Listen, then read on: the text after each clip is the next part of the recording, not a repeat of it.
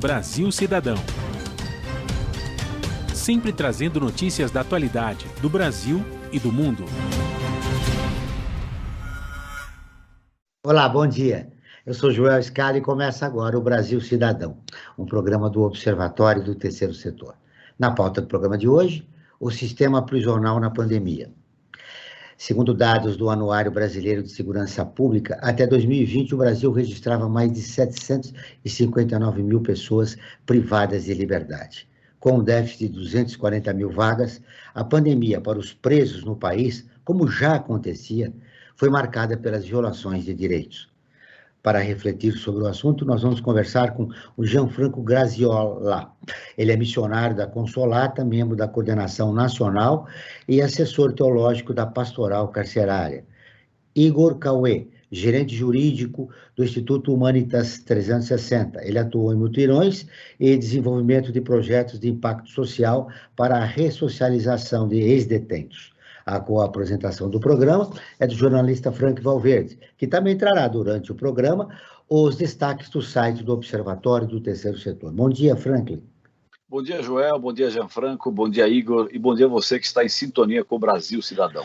Bom, eu quero o seu destaque inicial, te perguntando, Frank, como é que você vê esses sigilos de 100 anos que o Bolsonaro decretou para si e para os seus filhos? Olha, Joel, num Estado democrático, num governo democrático, o que se espera é a transparência. Quem não teme, quem não deve, não teme, já dizia o velho ditado. 100 anos de sigilo, será que tem alguma coisa para se temer, alguma coisa para se esconder? Fica aquela pergunta. E se não tem nada, não se justifica esses 100 anos. Aliás, já não se justificaria nem um dia, tá? A não ser questões de Estado, questões militares, digamos assim, quando o Estado está em conflito com algum lugar, né, com algum outro país, com alguma outra força, digamos, até poderia se justificar. Caso contrário, não se justifica. O que dá a entender é que tem alguma coisa que querem esconder, que não querem que a população revele. E se fosse legal, não precisaria esconder. Na verdade, a moda pegou, né? Declara também sigilo de 100 anos a decisão de não punir o general Eduardo Pazuello, ex-ministro da Saúde. A gente vive na contramão da história, né, João? Esse é outro absurdo também, né? Algumas decisões do Congresso Nacional que te chamaram a atenção, Franklin? Olha, a comissão que estava analisando a questão do voto impresso vetou o voto impresso. Isso é muito positivo, apesar que o presidente do Congresso, né, o presidente da Câmara, melhor dizendo, que está atendendo pelo Congresso, o Arthur Lira quer colocar em votação no plenário. Agora, o que tudo indica, também será derrotado no plenário. Assim espero, porque isso é um retrocesso enorme para a democracia brasileira. A população brasileira também espera, né? É verdade. Mais um retrocesso, não sei se a nação aguenta. Bom dia, Gianfranco, seja muito bem-vindo ao nosso programa. Obrigado, bom dia, é um prazer estar convosco, não é? E partilhar estas notícias que também eu vivencio, não vivencio só fechado no sistema penitenciário, mas vivencio toda uma questão de análise sociopolítica institucional que estamos vendo por aí, que nos preocupa muito. Bom dia, Igor. Seja muito bem-vindo ao nosso programa. Bom dia, Joel. Bom dia, Gianfranco. Bom dia, Franklin. Prazer poder estar aqui com vocês e todos os ouvintes. No final de julho, o presidente do Tribunal de Justiça de São Paulo, Geraldo Francisco Pinheiro Franco, suspendeu uma liminar que determinava a vacinação imediata de todos os presos do Estado contra a Covid-19. Na decisão consta que a ação prejudicaria a execução da política estadual de imunização e poderia gerar desorganização e risco. Os presos estão agora, atualmente, sendo vacinados de acordo com a faixa etária, mas devido à situação precária de muitas prisões, não seria adequado colocá-los entre os grupos prioritários, o Gianfranco?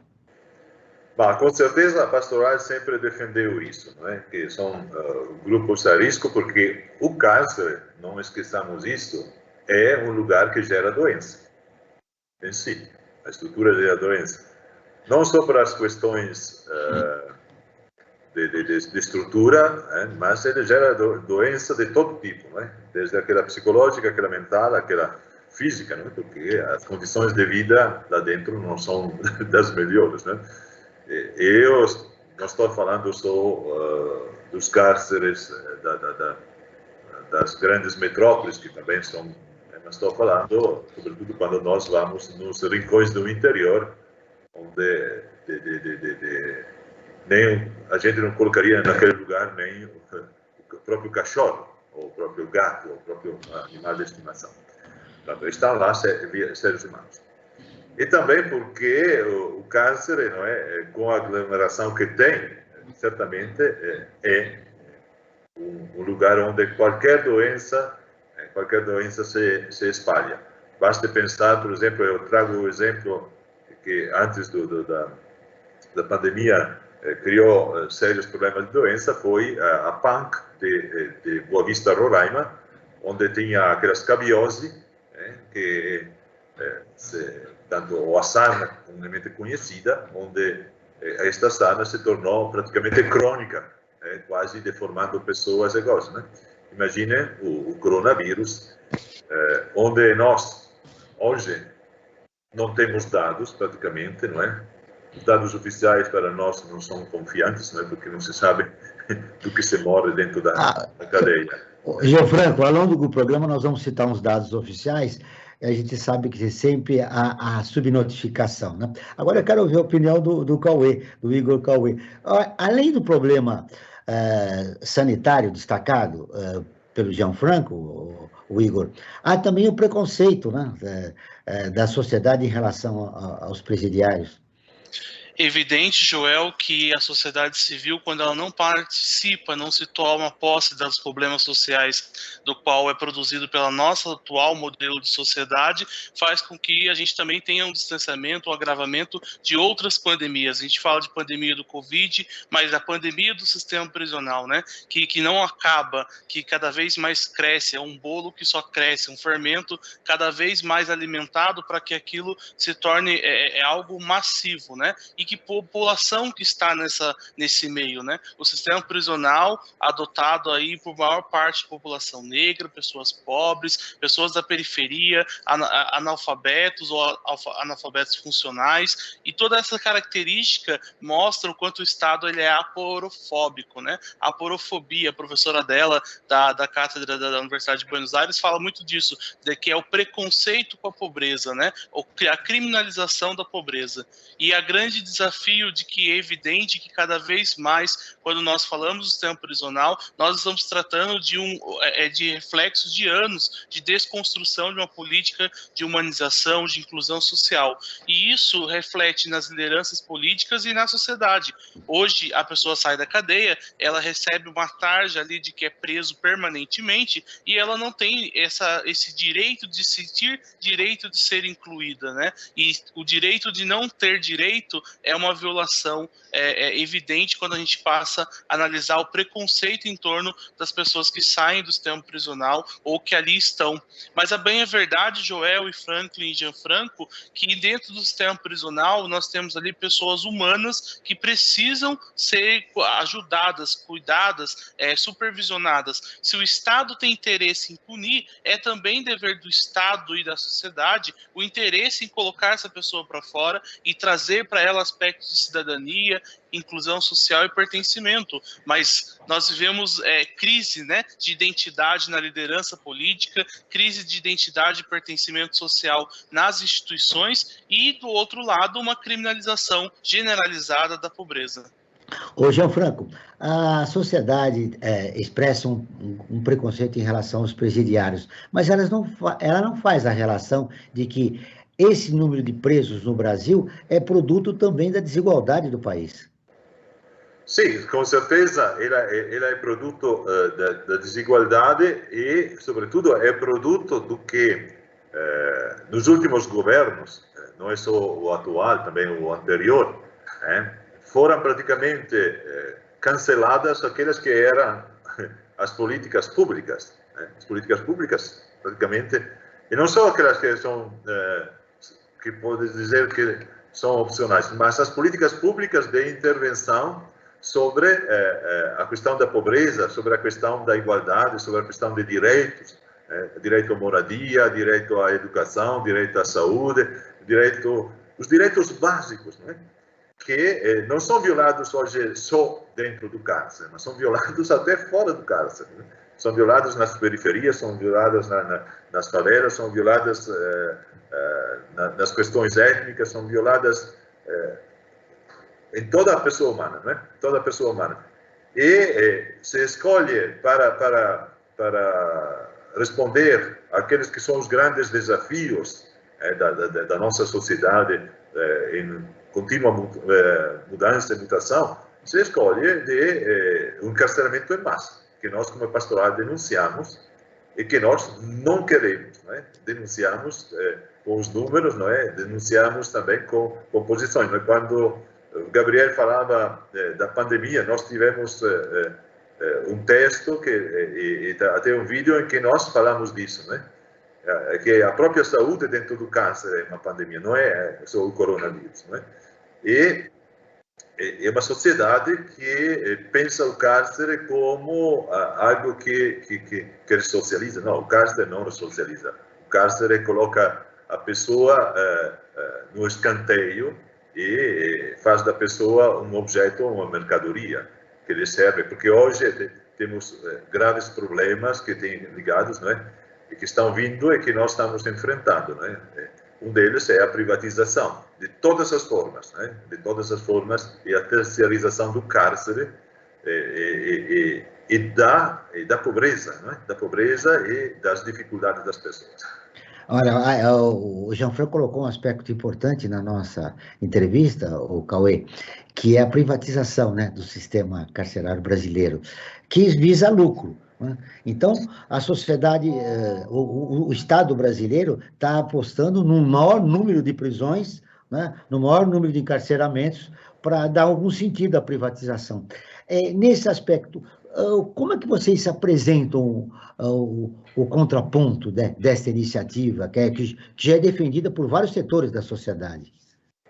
Joel, se me permite fazer dois comentários. O primeiro sobre o presidente do tribunal ter decidido em cassar a liminar que foi deferida pela juíza. Isso mostra que existe uma política dinamizada com o Poder Judiciário em que o governo do Estado mantém a estrutura do Judiciário nas suas contrapartidas orçamentárias, mas que existe uma política de interesse dentro do tribunal. E isso é muito prejudicial, né? Se a gente falar de uma crise de identidade dentro do tribunal, uma instituição da justiça se servindo a esse papel, a gente mostra que a Constituição Federal, que prevê lá que o preso não pode ser sujeito a nenhum tratamento desumano ou degradante, ela está sendo ignorada, e simplesmente por uma questão de contrapesos entre os poderes executivo e judiciário, em que eu dou e tomo daqui também, né? É o famoso toma lá da cá, e isso mostra cada vez mais uma interferência desarmônica entre os poderes. É o reflexo do que a gente sente no nível nacional e agora sentindo em nível estadual. E o sistema prisional, mais uma vez, na pauta desse meio, né?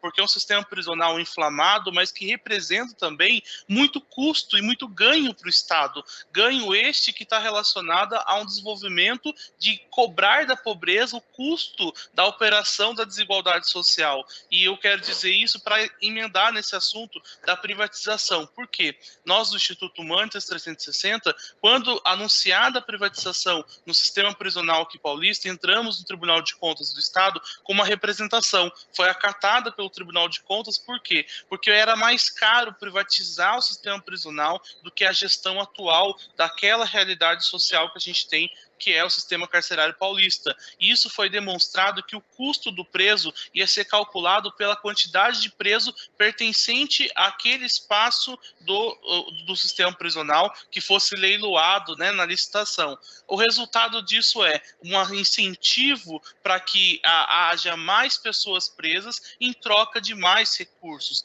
E no pano de fundo de tudo isso, sabe o que estava na licitação?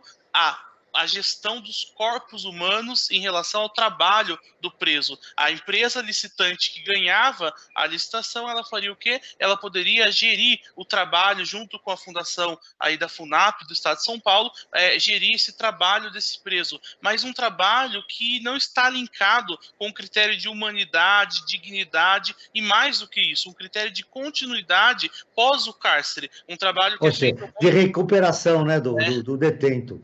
Que é um absurdo. Agora, o Cauê, nós vamos ouvir a Rádio ONU, que é parceira de conteúdo do Observatório do Terceiro Setor, com a reportagem. 1/3 dos detidos está na cadeia sem ter sido condenado. A lei da letra de Lisboa tem as informações.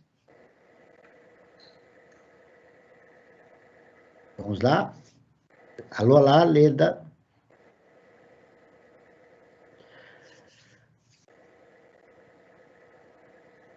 Muito bem, estamos aguardando a matéria da Lei da Letra, direto de Lisboa, falando sobre os detidos que estão na cadeia sem ter sido condenados. Bom, a gente continua e aguarda a produção me avisar quando a matéria da Lei da Letra entra. Nós continuamos com o Brasil Cidadão, um programa do Observatório do Terceiro Setor. Hoje nós estamos falando sobre o sistema prisional na pandemia, com o Gianfranco Graziola, que é missionário da Consolato e membro da Coordenação Nacional.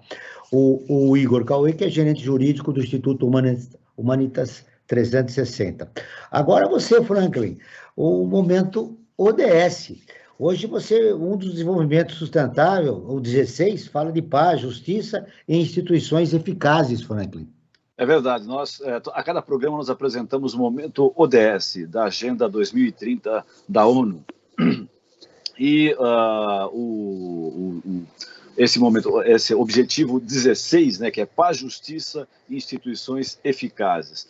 Para o Brasil, o que é pedido? Fortalecer as instituições relevantes, inclusive por meio da cooperação internacional, para a construção de capacidades em todos os níveis, e em particular nos países em desenvolvimento para a prevenção da violência, do crime e da violação dos direitos humanos. Isso é fundamental e diretamente está ligado com o tema do nosso programa de hoje, né, que trata do encarceramento e da pandemia.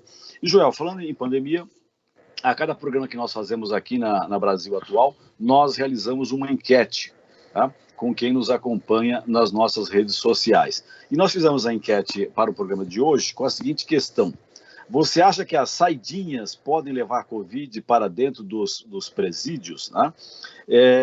E aqui, o resultado aqui que nós tivemos é que a maioria das pessoas acreditam que sim, né? Que é possível levar essas saidinhas, ou seja, no Dia dos Pais, né? Nós tivemos ontem, Dia das Mães, que há um grupo de detentos que vão para suas famílias, passam esse dia e retornam depois para os presídios, que nesse processo pode haver uma contaminação das pessoas para dentro do presídio, ou seja, as pessoas estão lá, né, estão isoladas, e isso acaba contaminando as pessoas. Mas se todo mundo estivesse vacinado, não haveria esse problema. Exatamente. Né, Voltamos ao tema inicial, né, a pergunta inicial do programa de hoje.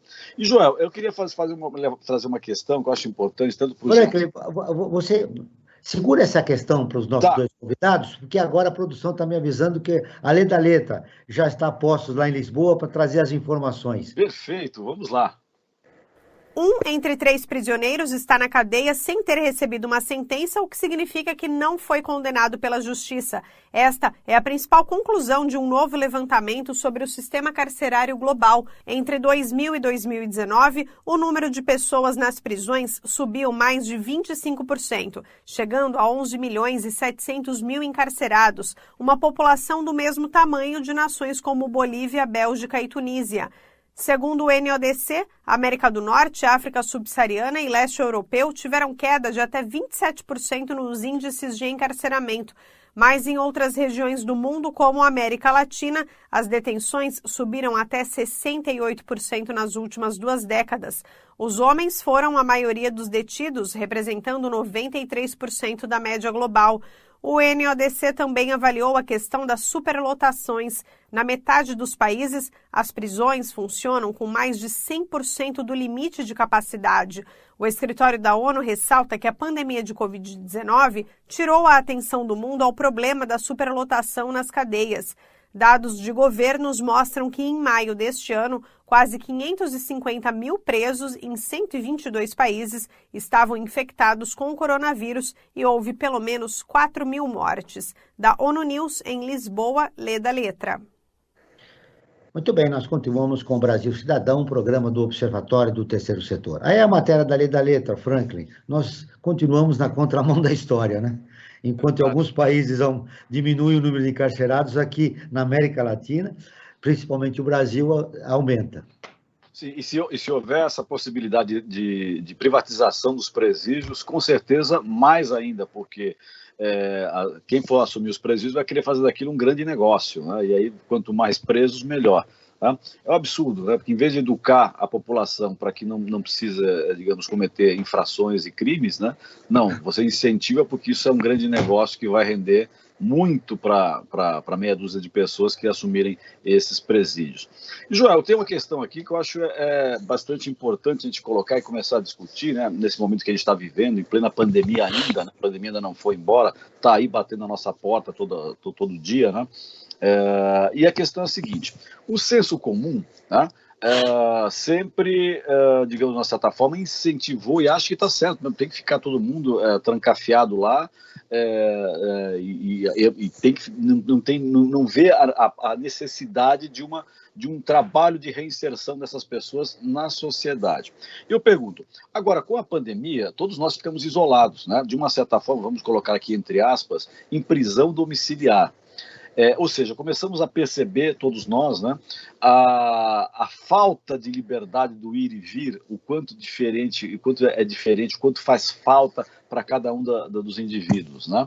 E eu pergunto, será que isso, de uma certa forma, vai dar um start nas pessoas em começar a olhar de uma forma um pouco mais humana para o encarceramento e começar a separar crimes de infrações? Porque tem muita gente que acaba roubando um sabonete, né, 1 quilo de arroz e está lá como aquele que cometeu grandes crimes, né, que assassinou e tudo mais. Não é hora de começar a pensar de uma forma diferente no que cada um comete, a pena que vai receber, o encarceramento? Penas alternativas, por exemplo, não seria uma forma a ser pensada? Vou começar pelo Gianfranco. Bom, a privatização já está em ato. Não eu queria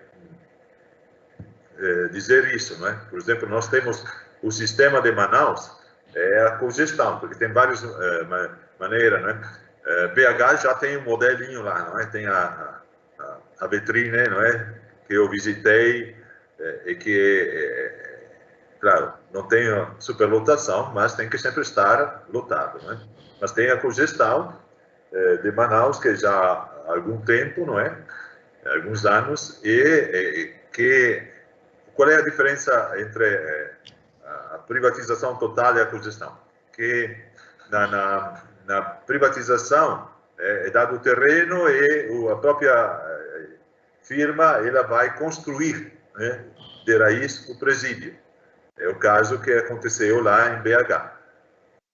Na cogestão, nós temos o Estado que mantém o diretor e mantém aquela que é a segurança externa, que é a polícia,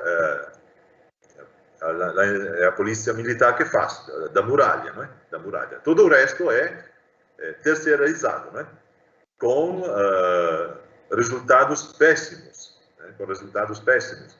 Porque isso vai precarizar todo o trabalho também de quem está com os presos, né? Desde os agentes penitenciários, assistentes sociais, todo o aparato que causa, ele é terceirizado.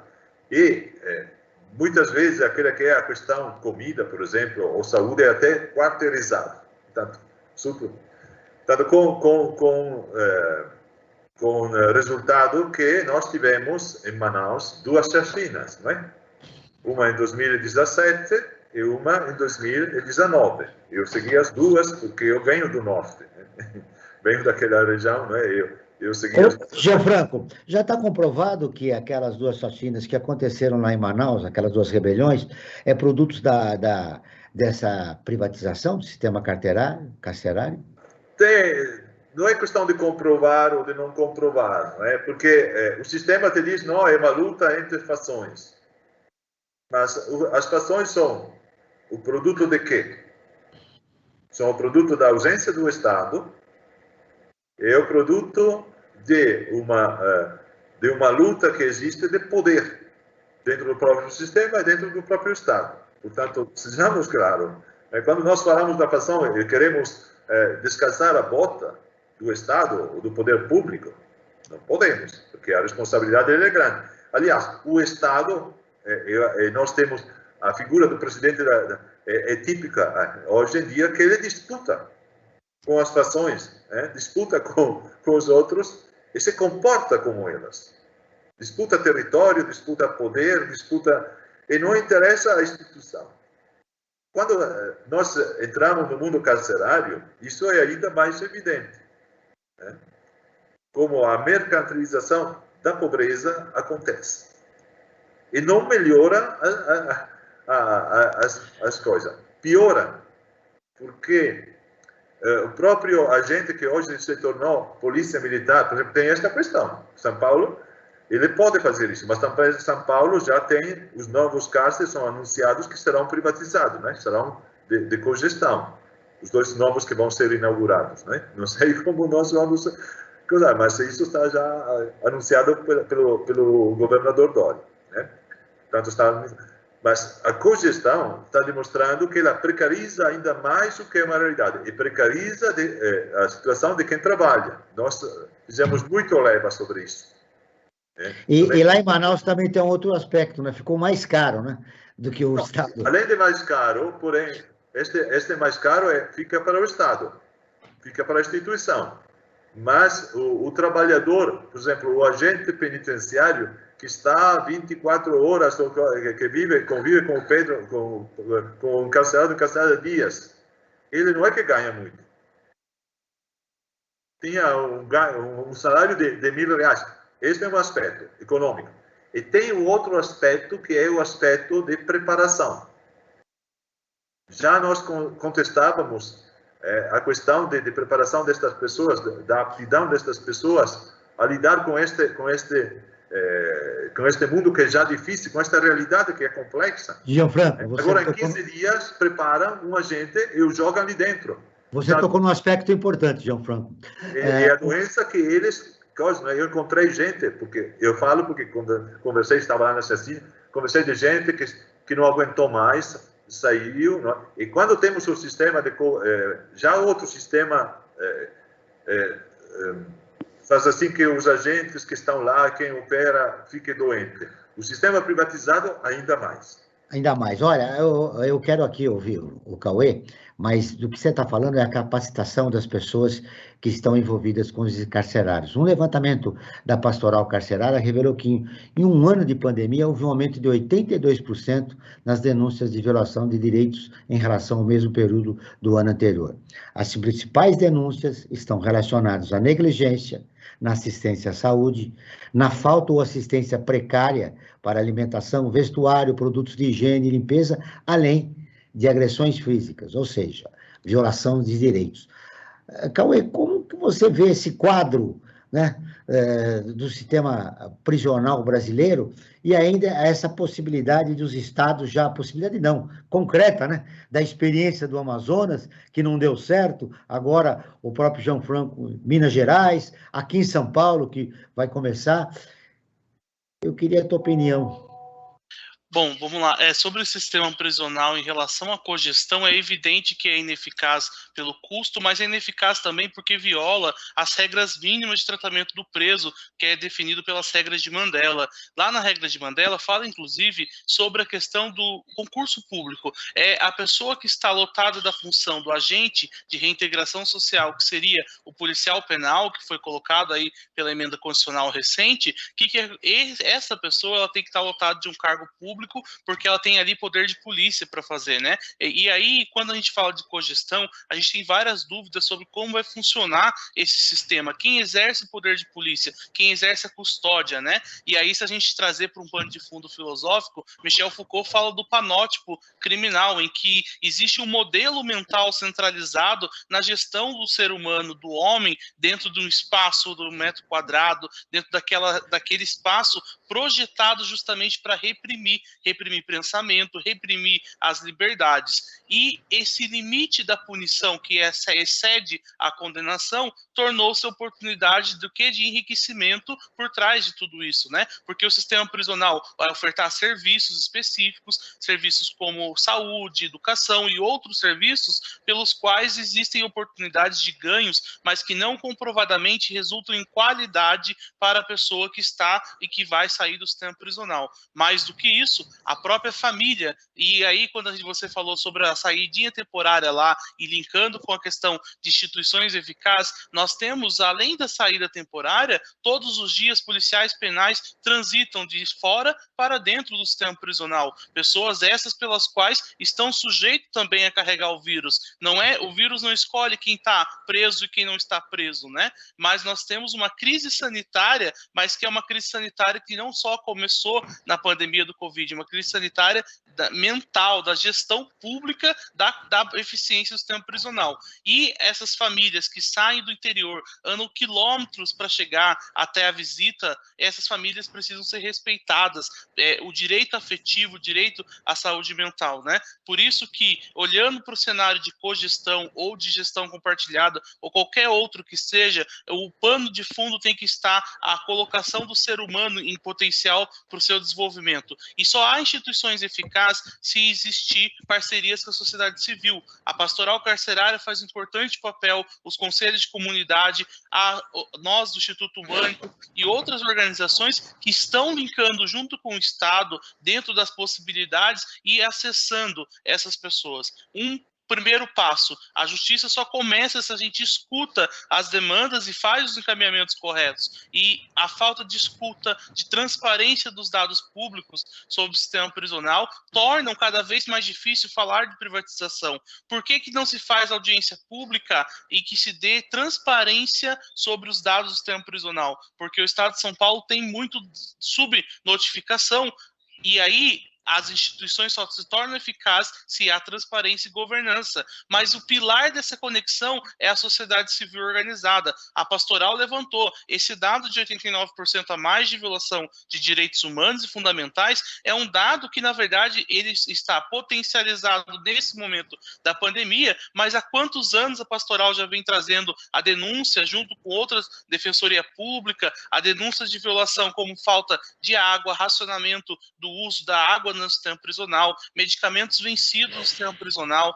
cerceamento de defesa, a própria visita vexatória que foi vedado pelo estado de coisas inconstitucionais do sistema prisional. Então, assim, é um conglomerado de problemas sociais que resultam, evidentemente, não num indivíduo só criminoso, mas um indivíduo que não consegue ter perspectiva e esperança. Trabalhar a justiça precisa trabalhar esperança com essas pessoas, né? O resultado de tudo isso é a violação dos direitos humanos dessas pessoas que estão encarceradas no país.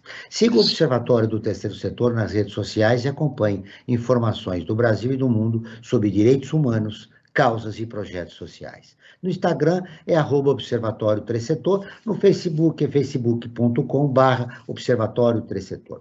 Nossos programas de rádio estão disponíveis no canal do Observatório no YouTube. Lá também você encontra entrevistas e quadros de como você sabia e você conhece, que mostram aspectos ignorados da história e refletem sobre a sociedade brasileira. No canal você também pode assistir às lives realizadas pelo Observatório todas as quintas-feiras às 17 horas. Basta buscar o Observatório 3 em numeral setor. Repetindo, Observatório 3 em numeral setor. De acordo com dados do Monitor da Violência, produzido pelo G1 e divulgados em maio deste ano, o percentual de presos provisórios sem julgamento nas unidades prisionais pelo país é de 31,9%, quase 40%. São mais de 217 mil pessoas colocadas atrás das grades sem terem o direito a um julgamento. Aí eu quero te ouvir, Gianfranco. Como o Poder Judiciário contribui para esse cenário, né, de caos, né, no sistema prisional brasileiro? Está dito, não é? O sistema prisional é o responsável disso. É o responsável disso. Temos que chamar, dar o nome aos bois. Não é? Ele é o responsável disso. E o sistema prisional, por certos versos, ele mantém o sistema judiciário. Aí não há falta de recurso quando se trata de punir.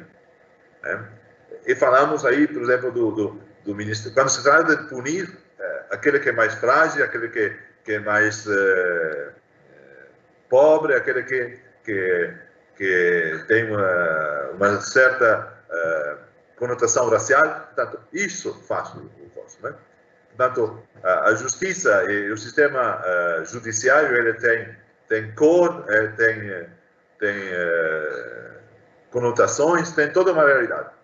E ele, a sua maneira de agir, não é?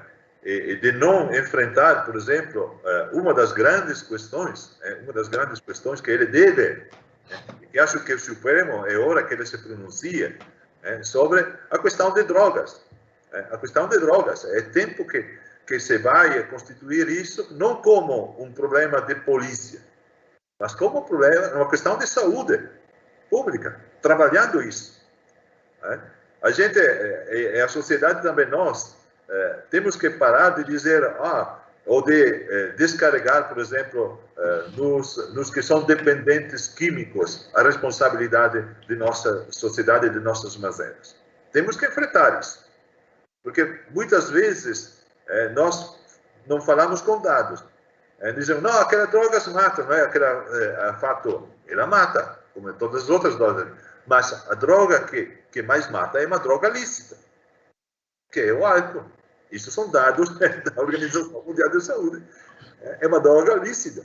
E não se enfrenta às outras, se continua com moralismo, com dizer, não, olha isso. Por quê?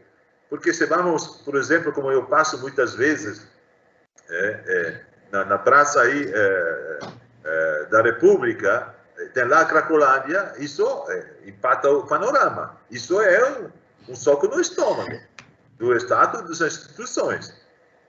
Mas eles não querem.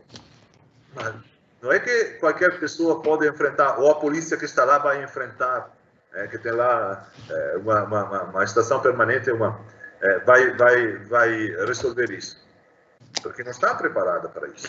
É preciso ter preparação, é preciso acompanhar isso, é preciso conscientizar. É como dizer, aquele que está viciado no álcool, que eu vou fazer o discurso moralista assim, não? Ele te escuta para escutar, depois vai continuar. Gianfranco, de enfrentar realmente estas questões como questões de saúde, a criminalização de atos em relação às drogas, lícitas ou ilícitas, sempre se dá em relação à população vulnerável, mais carente, né? O pobre é criminalizado por esses atos. Nunca os ricos não são realmente no país responsabilizados pela utilização de drogas, sejam lícitas ou ilícitas. Eu quero ouvir você, Cauê. A responsabilidade do Poder Judiciário em todo esse processo, em todo esse caos que é o sistema prisional brasileiro. O sistema judiciário, ele, ao colocar a pessoa no regime de detenção provisória, lá as medidas cautelares, o que acontece? Nós temos um sistema inflamado na entrada, da porta de entrada do sistema prisional. As prisões hoje provisórias, ela representando quase 50%, em torno de 40% a 50%, a depender da região, de prisões provisórias. Isso mostra que cada vez mais tem se encarcerado, e a audiência de custódia, que seria uma ferramenta colocada pelo sistema de justiça para tentar equacionar essa questão, não tem sido eficaz. Por quê? Porque não existe uma presença ali, de fato, do juiz como o ouvinte, como participante, né? Infelizmente, os magistrados também têm agido de forma padronizada. Não se ouve o defensor, se ouve o Ministério Público, ou quando há uma oportunidade de olhar para a face da pessoa que está ali indiciada e presa na frente dele, ele nem sequer levanta o pescoço para olhar para aquele indivíduo, né? Então, a falta de empatia humana, o individualismo, e o judiciário, sim, tem responsabilidades imensas. Começa por falta de aplicação das medidas alternativas na pena, falta de reconhecimento das violações que existem ali no momento das prisões, seja pela detenção. Mais de 1 ano, em média, os processos duram sem audiência, que é um absurdo se a gente pensar um sistema judiciário altamente grande, inflamado, rico, poderoso, mas ao mesmo tempo que não atende esse flagelo social que é a situação das detenções provisórias. Eu, há mais de 6 anos, entro no sistema prisional e toda vez que a gente entra no sistema, a gente vai encontrar justamente a mesma realidade e o Estado só muda, às vezes, a modo de tratar ou modo de falar, mas no fundo, o judiciário cada vez mais com processos criminais, colocando pessoas que são usuários de drogas dentro da prisão, como se lá fosse o local para ser tratado. Aquilo que Gianfranco trouxe sobre o problema de saúde pública é passar o momento da gente adotar, por exemplo, as políticas de redução de danos. Política essa instituída em Lisboa, em Portugal, que faz sobre a gestão da droga, o sistema nacional lá da lei de drogas, né, criado para que isso exista, não tem sido eficiente. Tem um outro aspecto, as mulheres do sistema prisional. A gente está falando aqui 15 anos de Lei Maria da Penha, mas eu gostaria de fazer um link disso em relação às mulheres do sistema prisional, que são mulheres essas que sofrem violências domésticas e que acabam, pela sua maioria, arcando, depois que o marido é preso, com a responsabilidade da gestão da casa. E essa pessoa, então, passa a gerir ali o tráfico de drogas e vai, consequentemente, presa, mostrando aí que a maior realidade de mulheres presas estão ligadas também ao tráfico de drogas. Mas não é um tráfico simplesmente por um tráfico, tráfico por organização criminosa, é um tráfico por estado de necessidade. Eu estou ali fazendo porque eu preciso ganhar dinheiro. Nós estamos vivendo um país com mais de 12 milhões de pessoas na pobreza, o egresso do sistema prisional não consegue sair do sistema prisional com emprego e, pior do que isso, ainda carregado com uma pena multa. Você olha para o egresso do sistema prisional, que tem uma pena multa em torno lá de 10, 15 mil,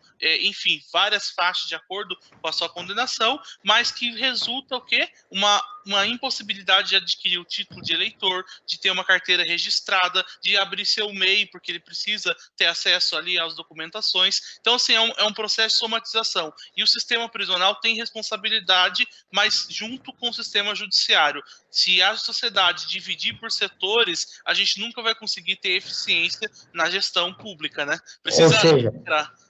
Ou seja, a atuação do Poder Judiciário está perpetuando o sistema injusto no país, né? Agora nós vamos ouvir as notícias de destaque do site do Observatório com o Frank Valverde. Frank, o que mais você registra como destaque nesta semana no site do Observatório do Terceiro Setor? Antes eu convido a todos e a todas a visitarem o nosso site, que é observatório3setor.org.br, o 3 em numeral. Lá vai encontrar uma série de matérias. E como destaque, vocês vão encontrar, por exemplo, que o genocídio no Brasil, mais de 70% da população indígena foi morta. Isso aí é um absurdo, absurdo. Tem gente já trabalhando para a responsabilidade do presidente da República em fóruns internacionais por esse genocídio. Outra matéria de bastante destaque é que quase 29 milhões de famílias no Brasil são chefiadas por mulheres.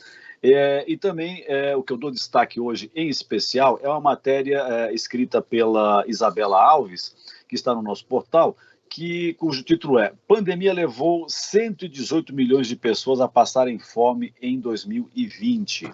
Ou seja, além da pandemia, nós temos também um outro grande problema, que é da fome. De acordo com o estudo que foi lançado pela Organização das Nações Unidas para a Alimentação e Agricultura, a conhecida FAO, ela diz que entre 720 e 811 milhões de pessoas passaram fome no mundo no ano passado, em 2020.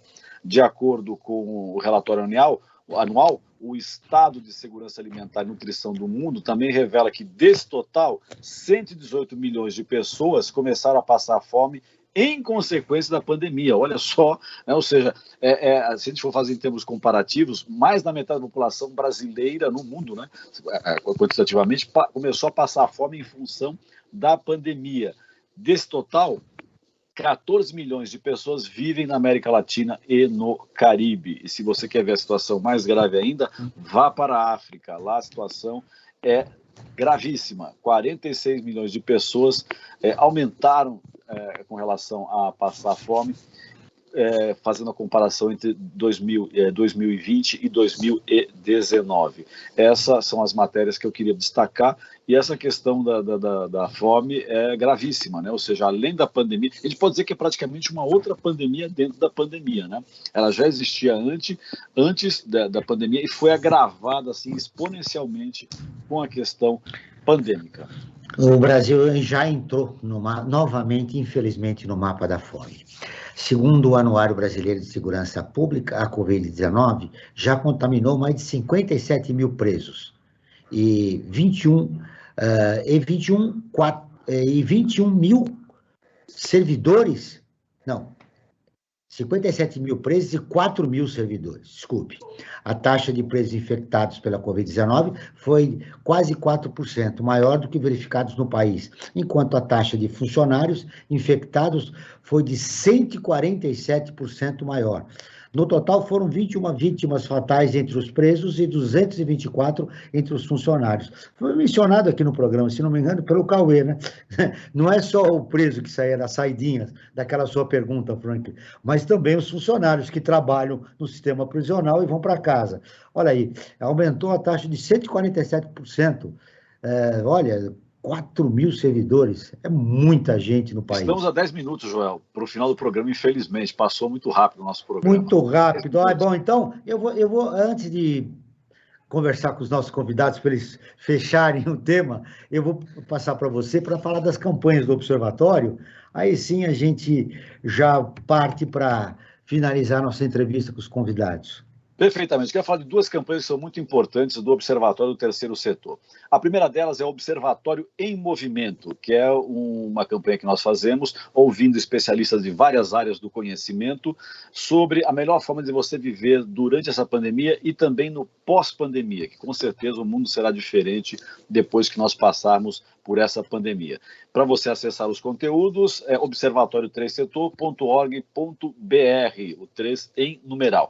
E a outra campanha importante que nós estamos fazendo é a criação de uma nova ferramenta, o Apoio Terceiro Setor, uma plataforma online de financiamento coletivo para organizações da sociedade civil com projetos em diversas áreas de atuação. Você quer saber mais sobre essa nova ferramenta? Entre em apoie3setor.com.br, o 3 em numeral, apoie3setor.com.br. E eu aproveito também para convidar a todos e a todas para nos visitar nas redes sociais, no Facebook, no Instagram e também no YouTube, Joel. Muito bem. Gianfranco, nós conversamos antes de começar o programa a respeito do preconceito da sociedade. E aí eu me lembrei da época que eu atuava na faculdade, nos movimentos sociais e tal, e eu falava, a gente já identificava um grande preconceito quando falava da pastoral carcerária nossa, e as pessoas imagina, vamos cuidar primeiro dos que estão aqui fora, depois dos que estão presos lá. Então, a violação de direitos humanos nos anos 80, 90, foi incrível, que os dados estão históricos mostram isso. O preconceito da sociedade em relação ao trabalho de vocês continua? Sim, continua, não só da sociedade, continua dentro da própria igreja. Infelizmente, tem gente que ainda diz isso, não é? Mas não mudou com o Papa Francisco? Não, o fenômeno do Papa Francisco vai demorar alguns anos antes de chegar. Aqui no Brasil, Mas sabe que as coisas não acontecem a toque de mágica, não é? E nós temos ainda, infelizmente, pessoas que pensam só que a gente tem que salvar a alma e não a pessoa na sua totalidade, né? Quando nós falamos de ecologia integral. Mas é bom pensar que muita parte da violência é gerada pelo próprio sistema. E se nós não cuidarmos desta realidade que é violenta, que é uma parte da realidade violenta, porque estas pessoas que estão lá dentro, muitas vezes são consideradas, entre aspas, bandidos, bandidas. Vai ver, depois tu vai ver e tu encontras pessoas que realmente não são nada disso. Embora tenha pessoas que são embrutecidas, embrutecidas pelo sistema, embrutecidas pela vida, que a gente precisa de escutar, que a gente precisa de amar, que a gente precisa de dar-lhe uma oportunidade. Por isso, a pastoral carcerária, eu digo sempre quando faço formação, primeiro, antes de falar, de rezar, escutem. Escutem. Escutem. Porque senão vamos levar lá a nossa realidade e não escutamos aquela realidade que está lá dentro. E nós estamos trabalhando hoje uma ferramenta importante, que é uma ferramenta que nos vem dos povos indígenas, que é a justiça restaurativa, que é uma outra maneira da justiça.